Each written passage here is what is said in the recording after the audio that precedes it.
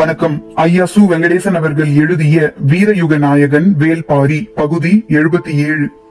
மறுநாள் பொழுது விடிந்தது. நக்கவாரத்தீவிலிருந்து கொண்டு வரப்பட்டவர்கள் ஆயிமலையின் உச்சியில் இருந்து இருக்கன் குன்றையே பார்த்தபடி இருந்தனர்.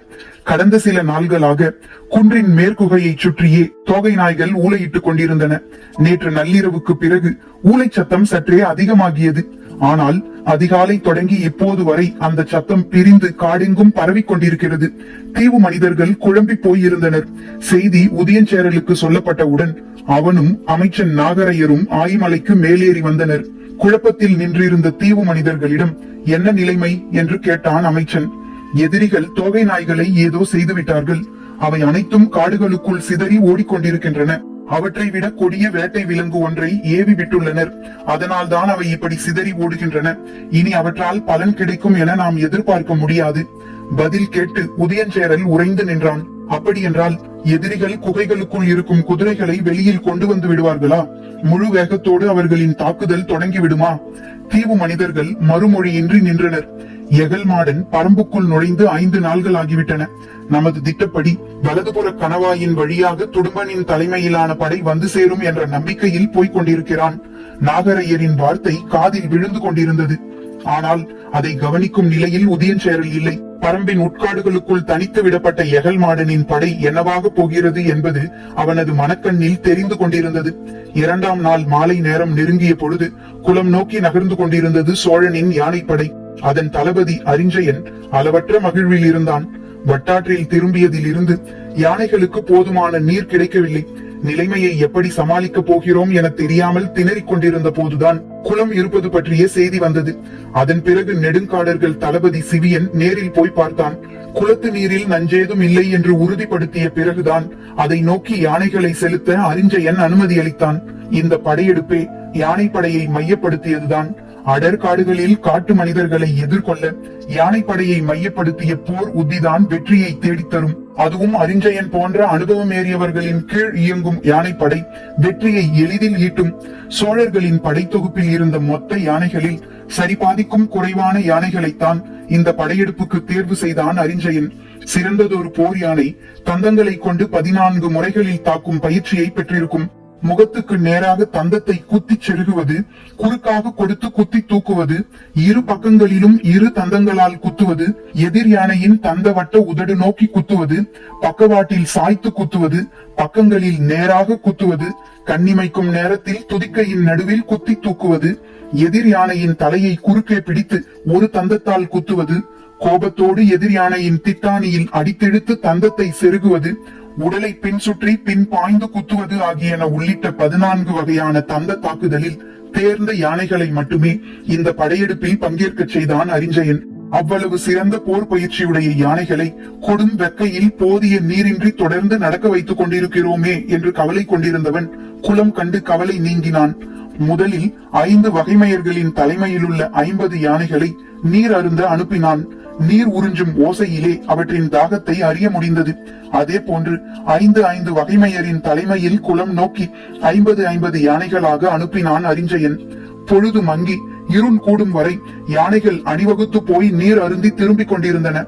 ஏற்கனவே வகுக்கப்பட்ட ஒழுங்கின் அடிப்படையில் அவை வட்டாற்றில் நிலை கொண்டன. பிட்டனின் குழப்பம் இந்த கணம் வரை நீங்கவில்லை. சோழப்படையின் கரையோர பகுதிகளில் நிற்பவர்கள் நெடுங்காடர்கள் என்பது பாரிக்கும் பிட்டனுக்கும் மட்டுமே தெரியும். நாம் எரியும் அம்பும் ஈட்டியும் சரிபாதிதான் அவர்களை கடந்து போய் தாக்கக்கூடியதாக இருக்கும். அப்படி இருந்தும் தாக்குதலுக்கு பாரி ஆயத்தமாகியுள்ளான் என்றால் தெளிவான உத்தியை வகுத்து விட்டான் என பொருள்.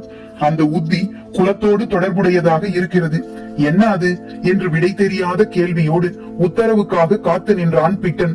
ஆற்றின் இரு கரைகளிலும் உள்ள மரங்கள் தம்முடைய கிளைகளில் எண்ணிலடங்கா வீரர்களை சுமந்தபடி சிலிர்த்து நின்றன. 6வது முறை 5 வகைமையரின் தலைமையில் 50 யானைகளை அனுப்பிய போது குளத்து நீர் ஏறக்குறைய வற்றி தரை தொட்டு கிடந்தது. ஆனாலும் யானைகளின் துதிக்கைகள் உறிஞ்சி எடுத்தன. எல்லா யானைகளும் நீர் அருந்தி முடிக்கும் வரை அரிஞ்சயன் குளக்கரையிலே நின்றிருந்தான். கடைசி வரிசையில் வந்த யானைகளும் குளம் விட்டு அகன்றன. அரிஞ்சயன் அளவற்ற மகிழ்வடைந்தான். இனி பிரச்சனை ஏதும் இருக்காது, சமாளித்து விட முடியும் என்ற நம்பிக்கை உறுதியானவுடன் அதை வேந்தனிடம் தெரிவிக்க குதிரையில் விரைந்தான். படை அணிவகுப்பில் யானைப்படையை கடந்து காலாட்படை தொடங்கும் இடத்தில் செங்கன சோழனுக்காக கூடாரம் அமைக்கப்பட்டிருந்தது. ஆற்றின் நடுவில் அமைக்கப்பட்டிருந்த அந்த கூடாரத்தை கவச வீரர்கள் காத்து நின்றனர். உள்ளே வேந்தனுக்கு உணவு பரிமாறப்பட்டு கொண்டிருந்தது. கூடாரம் வந்த அரிஞ்சயன் உணவு முடியட்டும் என காத்து நின்றான். அணிவரிசையின் முன்புறம் நின்றிருந்த யானைகளிடம் இருந்து சற்றே வேறுபட்ட ஒலி எழுவதை கேட்க முடிந்தது. போதுமான அளவு நீர் குடித்த தெளிச்சியில் எழுப்பப்படும் ஒலி இது என எண்ணியபடி வேந்தனுக்காக காத்திருந்தான் அரிஞ்சயன். இதைவிட பேரொலி கொண்ட யானை பிளிரலை எதிர்பார்த்து மலையின் மேல் காத்திருந்தான் பாரி. அவனை சுற்றி நின்றிருந்த 12 வீரர்களும் அவன் சொல்ல போகும் உத்தரவை பிட்டனின் தலைமையிலான இடதுபுற படைக்கும் இரவாதனின் தலைமையிலான வலதுபுற படைக்கும் தெரிவிக்க காத்து கொண்டிருந்தனர். நிலவற்ற வானில் இருள் அப்பி கிடக்கும் இந்த பொழுதில் ஒளியின் மூலம் மட்டுமே ஆற்றின் எதிர் திசையில் இருக்கும் இரவாதனுக்கு மறைக்குறிப்பை கடத்த முடியும். பிட்டனும் பாரியும் ஒரே திசையில்தான் மேலும் கீழும் நிற்கின்றனர். எனவே இவர்களுக்கு ஓசையின் மூலம் மறைக்குறிப்பை கடத்திவிடலாம். எல்லா ஏற்பாடுகளும் ஆயத்த நிலையில் இருந்தன. பாரியோ வட்டாற்றில் நிறுத்தப்பட்டிருக்கும் யானை படையின் பிளிரல் ஓசையை எதிர்பார்த்து காத்திருந்தான். இவ்வளவு சிறந்ததொரு வாய்ப்பு கிடைக்கும் என பாரி எதிர்பார்க்கவில்லை. இன்னும் சில நாள் பயணத்துக்கு பிறகுதான் அவன் தாக்குதலுக்கு திட்டமிட்டிருந்தான். சிறுகானத்தை கடந்து உப்பரைக்கு போகும் வழி மிக குறுகிய கணவாய் அமைப்பை கொண்டது. அந்த இடம் நெடுங்காடர்களால் தடுப்பரணையோ வலைப்பின்னலையோ உருவாக்க முடியாது. முழுமையான பாறை பிளவு அது. பிளவின் மேலிருந்து தாக்குதல் தொடுத்தால் படையின் முன்புற அணியை மிக குறுகிய நேரத்தில் முழு முற்றாக அழிக்க முடியும். எதிர்பாராத அந்த தாக்குதல் அவர்களின் கட்டுக்கோப்பை எளிதில் சிதறடிக்கலாம். நெடுங்காடர்களுக்குத்தான் காடு பற்றிய அச்சம் இருக்காது. ஆனால் சோழ படையினர் அனைவருக்கும் காட்டில் பார்க்கும் ஒவ்வொரு காட்சியும் அச்சத்தை உருவாக்கும். எங்கெங்கும் இருந்து மேலெழும் அம்புகளாலும் ஓசைகளாலும் முழக்கங்களாலும் அவர்களின் உறுதியை முற்றிலுமாக சிதைக்கலாம். அதன் பிறகு பரம்பு வீரர்கள் சூறையாடலை தொடங்கலாம் என்றுதான் திட்டமிட்டிருந்தான் பாரி. ஆனால் பிட்டன் நீர்வற்றா குளம் ஒன்று இருப்பதை பற்றிய செய்தியை சொன்னவுடன் தனது திட்டத்தை மாற்றிக்கொண்டான்.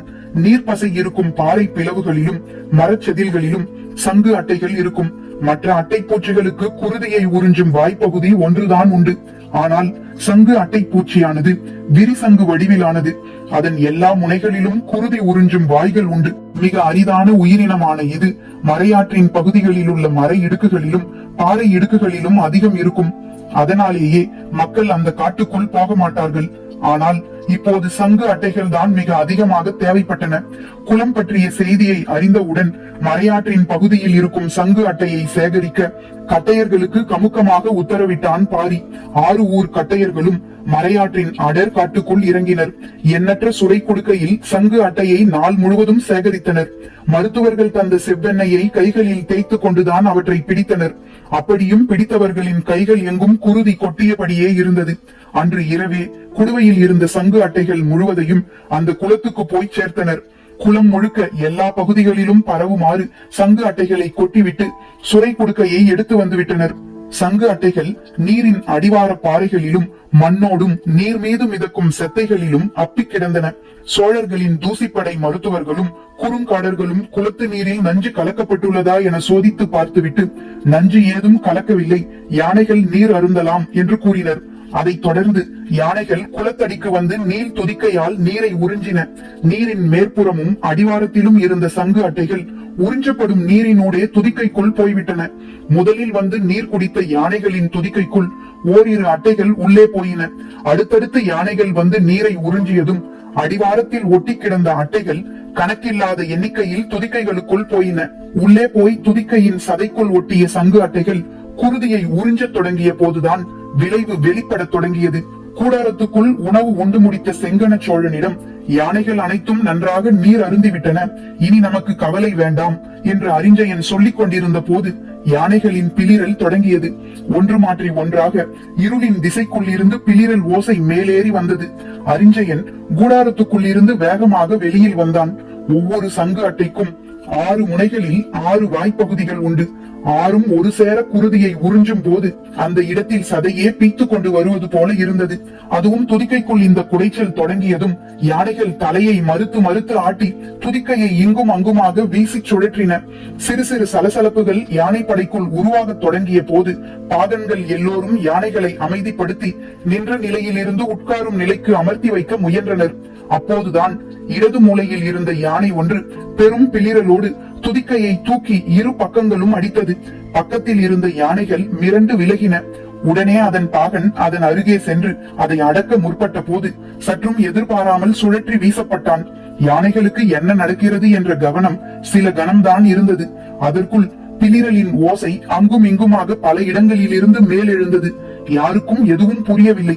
பாகன்கள் எல்லோரும் யானைகளின் மீதேறி அவற்றை கட்டுப்படுத்த முயன்று கொண்டிருந்தனர். அங்குசத்தால் அடித்தும் தலையில் ஊன்றி குத்தியும் மத்தகத்தில் வைத்து இழுத்தும் நிலைமையை கட்டுக்குள் கொண்டு வர முயன்றனர். ஆனால் அவையெல்லாம் சிறிது நேரம்தான் நடந்தன. வேந்தனின் கூடாரத்தில் இருந்து படையின் முன்வரிசை நோக்கி குதிரையில் விரைந்து கொண்டிருந்தான் அரிஞ்சயன். ஏதோ ஒரு யானைக்கு மதம் பிடித்து விட்டது என்றுதான் அவன் நினைத்தான். அந்த மத யானையை அப்புறப்படுத்துங்கள், முடியவில்லை என்றால் போர்வாள் கொண்டும் தந்தை ஈட்டிக் கொண்டும் குத்திச் சரியுங்கள் என்று ஓசை எழுப்பியபடி விரைந்தான். கண்ணிமைக்கும் நேரத்தில் இருளுக்குள் இருந்து வீசப்பட்ட பாகன் ஒருவன் அரிஞ்சயனின் குதிரை மீது வந்து விழுந்த வேகத்தில் அடியோடு சரிந்தான் அரிஞ்சயன். யானைகள் உள்மூக்கில் ஏற்படும் அரிப்பும் எரிச்சலும் தாள முடியாமல் துதிக்கையை முன்னும் பின்னுமாக வெறிகொண்டு வீசி தாக்கத் தொடங்கிய கணத்தில் கட்டுக்கோப்புகள் எல்லாம் தலைகீழாக மாறிவிட்டன. நிலைமையின் விபரீதத்தை உணரும் முன்பே நூற்றுக்கணக்கான யானை பாகன்கள் அடித்து மிதித்து நசுக்கப்பட்டுக் கொண்டிருந்தனர். வீரமுண்ட வாத்தியமும் பேரிகையும் முழங்கி நிலைமையை கட்டுப்படுத்த படைக்காவல் வீரர்கள் சிலர் முயன்றனர். ஆனால் யானைகளின் பிளிரலுக்கு நடுவே இந்த கருவிகளின் ஓசை ஏதும் மேலேறவில்லை. கீழே விழுந்த அரிஞ்சயன் எழுந்த போது முன்புற படையின் கட்டுக்கோப்பு மொத்தமும் சிதைந்திருந்தது. என்ன நடந்தது என்பதை சிந்திக்க கன நேரம் கூட யாருக்கும் இல்லை. 3 தலகர்த்தர்களின் உத்தரவின் கீழ் இருக்கும் 300 யானைகளை கொண்ட இந்த படையில் ஒரே நேரத்தில் 30 யானைகள் கட்டுப்பாட்டை இழந்தாலே மொத்த படையும் சிதறி போய்விடும். ஆனால் இப்போதோ எல்லா யானைகளும் கட்டுப்பாட்டை இழந்து விட்டன. துதிக்கையை தூக்கி வீசி அடித்து தாக்கும் அதன் வேகத்தில் தான் வேறுபாடு இருந்தது. சங்கு அட்டைகள் ஒன்றோ இரண்டோ யானைகள் சிலவற்றின் துதிக்கைக்குள் ஏறி அடிப்பகுதிக்கு போகாமல் முன்பகுதியிலேயே இருந்தன. அந்த யானைகள் மட்டுமே சற்று கட்டுக்கோப்புடன் நடந்து கொள்ள முயன்றன. மற்ற யானைகள் என்ன செய்து கொண்டிருக்கின்றன என்பது யாருக்கும் புரியவில்லை. காடே அதிர்வது போல் இருந்த பிளிரல் ஓசையால் பின்புறம் நின்றிருந்த காலாட்படை வீரர்கள் நடுங்கினர். கூடாரத்தில் இருந்த வேந்தனை பாதுகாக்க தக்க ஏற்பாடுகளை செய்ய தொடங்கினர். நெடுங்காடர்களுக்கு என்ன செய்வதென புரியவில்லை. அவர்கள் தலைவன் சிவியன் காலாட்படையின் பின்பகுதியில் நின்று கொண்டிருந்தான். நிலைமையை அறிந்து வர முன்னோக்கி செல்ல முயலும் போது பெரும் கூச்சலோடு படையெங்கும் குழப்பம் பரவி இருந்தது. செங்கன சோழனை கூடாரத்தில் இருந்து வெளியேற்றி வேந்தனுக்குரிய யானையின் மீதேற்ற முயன்று கொண்டிருந்தான் உரையன். அப்போது அந்த இடத்துக்கு வந்த காலாட்படை தளபதி கிழானடி வானவன் வேந்தனை யானையின் மீதேற்றி பின்புறம் கொண்டு செல்வதை ஏற்கவில்லை. இதை பார்க்கும் காலாட்படையின் அனைத்து வீரர்களும் நம்பிக்கை இழப்பர். கனப்பொழுதுக்குள் எல்லோருக்குள்ளும் அச்சம் பரவிவிடும். எனவே குதிரையின் மீதேற்றி பின்புறம் விரைவோம் என்றான். ஆனால் உரையனோ யானைப்படையின் முன்பகுதியில் ஏதோ கடினமான பிரச்சனை உருவாகியுள்ளது. சில யானைகளை பாகன்களால் கட்டுப்படுத்த முடியவில்லை என நினைக்கிறேன். இந்நிலையில் வேந்தன் குதிரையில் பயணிப்பது நல்லதென்று. வெகுண்டேடும் ஒற்றை யானையின் பிளிரல் கூட குதிரையை நிலைகுலைய செய்துவிடும். எனவே வேந்தனுக்குரிய யானையின் மீது ஏற்றுங்கள் என்று வாதிட்டான். வேந்தனின் யானை வீரர்களுக்கு தோண்டப்படும் கிணற்றில் நீர் அருந்தி இருந்தது. எனவே அதற்கு பிரச்சனை ஏதுமில்லை. பாகன் அதை கொண்டு வந்து கூடாரத்தின் ஓரம் நிறுத்தி இருந்தான். ஆனால் உள்ளே உரையனும் கிழானடி வானவனும் கடுமையாக உரையாடி கொண்டிருந்தனர். அந்த உரையாடல்களை அருகில் இருந்தவர் கூட கேட்க முடியாத நிலையில் பிளிரலின் ஓசை பன்மடங்கு அதிகரித்துக் கொண்டிருந்தது. படையின் முன்வரிசையில் இருந்த யானைகள் பாகன்களை சுழற்றி எறிந்தபடி வட்டாற்றின் முன்புறம் நோக்கி ஓடத் தொடங்கின. இந்த கணத்துக்காகவே காத்திருந்த பாரி தனது உத்தரவை பிறப்பித்தான். குளக்கரை எங்கும் பதுங்கி இருந்த பரம்பு வீரர்கள் ஆற்றின் முன்பகுதியை நோக்கி எரி அம்புகளை வீசத் தொடங்கினர். இருளை கிழித்தபடி ஆற்றின் இரு திசைகளில் இருந்தும் மணலுக்குள் எரி அம்புகள் வந்து செருகின. முன்புறமாக ஓடத் தொடங்கிய யானைகள் நெருப்பு மழை போல் விடாது பொழியும் எரியம்புகளை கண்டு வந்த திசை நோக்கி பின்புறமாக திரும்பின. பிளிரலும் அலறலும் இருளை உலுக்கின. வெறிகொண்ட யானைகள் வட்டாற்றில் வந்த திசை நோக்கி திரும்பி முறுக்கியபடி மணல் நெடிய ஓடி வந்தன. யாராலும் எதுவும் செய்ய முடியவில்லை. வெறிகொண்டு முன்னேறும் யானைகளால் மொத்த யானைப்படையும் சிதறத் தொடங்கியது. ஆவேசம் கொண்ட யானைகள் பின்னிலையில் நின்ற காலாட்படைக்குள் புகுந்தன. அதகலம் தொடங்கியது. சங்கு அட்டைகள் உச்சி மூக்கில் குருதியை உறிஞ்சிய ஒவ்வொரு முறையும் துதிக்கையை 1000 முறை சுழற்றி அடித்தன யானைகள். தந்தங்களின் கூர் முனை இரு பக்கங்களிலும் குத்தி கிழித்தன. இருளெங்கும் பேரோலம் மேலெழுந்த போது வட்டாற்றின் மணலெங்கும் குருதி ஊற்றென பீச்சி அடிக்க தொடங்கியது. படை வீரர்கள் செய்வதறியாது எங்கும் சிதறினர். குடிநீருக்காக தோண்டப்பட்ட எண்ணற்ற கிணறுகளில் நூற்றுக்கணக்கானவர்களை மிதித்து புதைத்தபடி யானைகள் முன்னேறி கொண்டிருந்தன. படையின் கட்டுக்கோப்பு குலையும் கணத்தில் பேரழிவு தொடங்கும். ஆனால் இங்கு தொடங்கிய கணத்திலேயே பேரழிவு முடிவுறும் நிலையை நெருங்கியது. யானைப்படை தளபதி அரிஞ்சயன் ஆற்று மணலுக்குள் ஆழ புதைந்து கொண்டிருந்தான். மணற்துகள்களைப் போல எலும்புகள் நொறுங்கிக் கொண்டிருந்தன. இடைவெளியின்றி மிதித்து நகர்ந்தன எண்ணிலா யானைகள். தலைமை தளபதி உரையன் எது செய்தாவது காலாட்படையின் ஒரு பகுதி வீரர்களையாவது காக்க முடியுமா என சிந்திக்கும் போது எல்லாம் கைமீறி போயிருந்தன. படை வீரர்களோ யானைகளோ ஆற்றின் கரைகளில் எங்கெல்லாம் மேலேறுகிறார்களோ அங்கெல்லாம் எரி அம்புகள் பாய்ந்து கீழிறங்கின. நெருப்பின் பொறிப்பட்ட கணத்தில் கரையோர செடி கொடிகள் பற்றி எரிந்தன. மேலேறிய யானைகள் வெக்கை தாக்கிய வேகத்தில் பிளிரியபடி சிக்கியவர்களை எல்லாம் அடித்து நசுக்கிக் கொண்டு மீண்டும் ஆற்றுக்குள் ஓடின. வட்டாரெங்கும் பல்லாயிரக்கணக்கான வீரர்களை நசுக்கியபடி யானைகள் ஓடிக்கொண்டிருந்த அந்த நள்ளிரவின் பிற்பகுதியில் அழிவின் உச்சகட்டம் தொடங்கியது. முதல் நிலை படையினர் தாக்குதலுக்கு ஆளாகிவிட்டனர் என்ற செய்தி ஒரு நாள் இடைவெளியில் வந்து கொண்டிருந்த இரண்டாம் நிலை படையின் தளபதிகளுக்கு எட்டியது. நெடுங்காடர்களின் தளபதி துணங்கன் துடித்தெழுந்தான். யானைப்படையின் தளபதி கச்சனும் காலாட்படையின் தளபதி ஆழிமார்பனும் வெகுண்டனர். தாக்கப்பட்டவர்களுக்கு உதவ உடனடியாக புறப்பட்டனர்.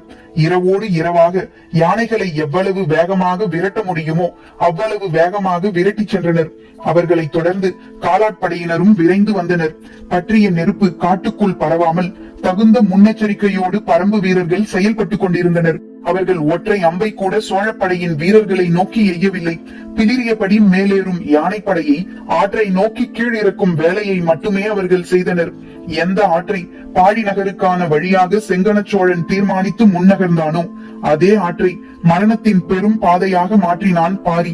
எதிரிகள் நிலை கொண்டிருந்த 4 காத தொலைவுக்கும் மலைக்கு மேல் தகுந்த இடைவெளியில் பரம்பு வீரர்கள் நிலை கொண்டிருந்ததால் எல்லாவற்றையும் துல்லியமாக செயல்படுத்தினர். இருளை நகர்த்தி செல்வதை போல வெறிகொண்ட யானை கூட்டத்தை கரையோடு கரையாக நகர்த்தி கொண்டிருந்தனர். போர் என்பது கட்டுக்கோப்பான தாக்குதல். அதன் வெற்றி தாக்கும் திறனில் மட்டுமன்று அதன் ஒழுங்கமைப்பின் வடிவிலும் இருக்கிறது. வேந்தனின் படைகள் இந்த கருத்துக்கு நன்கு பழக்கப்படுத்தப்பட்டவை. ஆனால் அடர் காட்டுக்குள் முன்னிலை படை தாக்கப்பட்ட செய்தி தெரிந்த பிறகு விரைந்து சென்று சேர்வதுதான் முதல் வேலை. அதில் எவ்வளவு வேகத்தில் விரைய வேண்டுமோ அவ்வளவு வேகத்தில் விரைவதே முக்கியம் என உணர்ந்து ஆழிமார்பனும் கச்சனும் விரைந்து கொண்டிருந்தனர். துணங்கனோ நெடுங்காடர்களை திரட்டி யானைகளை முந்திக் கொண்டு ஓடினான். பின்னிரவு சரிந்து கீழ்வானில் மெல்லிய ஒலிக்கீற்றுகள் மேலெழத் தொடங்கிய போது வட்டாறு இதுவரை சந்தித்திராத பேரழிவை சந்திக்க ஆயத்தமானது. இரண்டாம் நிலையில் இருந்த யானைப்படை கச்சனின் தலைமையில் விரைந்து முன்னேறி கொண்டிருந்த போது யாரும் எதிர்பார்க்காத வகையில் எதிர் திசையில் இருந்து பிளிரிக் கொண்டு வந்தது முதல் நிலை யானைப்படை. எந்த யானையின் மீதும் பாகன்கள் யாரும் இல்லை. வந்து கொண்டிருப்பது நமது படைதானா என்பதை கூட இருளுக்குள் தெளிவாக பார்க்க முடியவில்லை. தந்தத்தின் உள் மூக்குக்குள் துருவிக் கொண்டிருக்கும் குடைச்சல் தாங்க முடியாமல் துதிக்கையை சுருட்டி திருகி முறுக்கி வீசியபடி பிளிரிக் கொண்டு வந்த யானைகளை எதிர்நிலையில் சந்தித்தது கச்சனின் யானைப்படை. ஒரு யானையின் குருதி பல 100 வீரர்களின் குருதிக்கு சமம். தந்தங்களை கொண்டு 14 விதங்களில் தாக்குவதற்கு பயின்ற யானைகள் இருள் முடியும் கணத்தில் ஒன்றுடன் ஒன்று நேர்கொண்டு மோதின. இதுவரை யாரும் கேள்விப்பட்டிராத பேரழிவு நிகழத் தொடங்கியது. உச்சி மண்டைக்குள் குருதியை உறிஞ்சி குடிக்கும் சங்கு அட்டைகளால் ஏற்படும் வேதனை தாங்காமல் துதிக்கை கொண்டு தமது தலையின் கும்பங்களையே நொறுக்குவது போல் அடிக்கும் யானைகள் எதிரில் சிக்கும் யானைகளை விட்டுவிடவா செய்யும்? சுழற்றி அடித்து தந்தத்தால் குத்தி தூக்கின. மணிக்கட்டிலும் மார்பிலும் கமுக்கட்டையிலும் விலாப்புறம் அடிப்பிலும் வயிற்றிலும் குத்தி தள்ளப்பட்ட எண்ணிலடங்கா யானைகள் எழுப்பிய ஓலம் காட்டை உறையச் செய்தது. வட்டாற்று கொதிமணல் குடித்து முடியாத கருங்குருதி விழுந்து கிடந்த யானைகளுக்கு நடுவில் வீரர்களின் உடலை இழுத்து நகர்த்தியது. குருதி குடித்த வட்டாற்று மணற்பரப்பு மணிக்கற்களை போல ஒளி வீசியது. தோகை நாய்களை அடித்த பரம்பு வீரர்கள் காட்டை ஊடறுத்து குறுக்கு வழியில் குதிரைகளில் பறந்தனர். எகல்மாடன் தலைமையில் நடுக்காட்டுக்குள் ஊர்ந்து கொண்டிருந்த சேரப்படையை இரவில் நாற்புறமும் சூழ்ந்தனர். உள்ளங்கைக்குள் சிக்கிய இரையை அவர்களின் ஆசைக்கேற்ப அடித்தெழுக்கும் வேட்டை தொடங்கியது. பரம்பு வீரன் ஒவ்வொருவனும் எண்ணற்ற தோகை நாய்களாக உருமாறியிருந்தான். எந்த ஒரு தாக்குதலையும் இவ்வளவு கொடும் ஆவேசத்தோடு பரம்பு வீரர்கள் தொடங்கியதில்லை. 20க்கும் மேற்பட்ட குதிரைகளை இழந்தவர்களின் வெறி வீசப்பட்ட ஒவ்வொரு அம்பிலும் இருந்தது. உள்ளங்கைக்குள் வைத்து கழுத்தை திருகி எடுப்பதை போல எதிரிகளின் படையை உயிரோடு திருகி எடுத்தனர். தாக்குதல் நடந்த செவ்வரி காட்டில் குருதி படியாத இலையென்று எதுவும் இல்லை. முகத்தில் 3 அம்புகள் ஒரு சேர துளைத்த போது அவன் மண்ணில் வீழ்ந்தான். ஆனாலும் அவன் செய்வதைப் போலவே தலையை வெட்டி எடுத்தான் தேக்கன். குருதி நாளங்கள் வெடிப்பதைப் போல கத்திக்கொண்டு துண்டித்த அவனது தலையை தூக்கி வீசினான் தேக்கன். நீள்வாய் நாய்களை நம்பி உள்ளே வந்த எகல் மாடனின் தலையை கவ்விச் செல்ல ஒரு தோகை நாய் கூட உயிருடன் இல்லை. 3ஆம் பாகம் முற்றிற்று.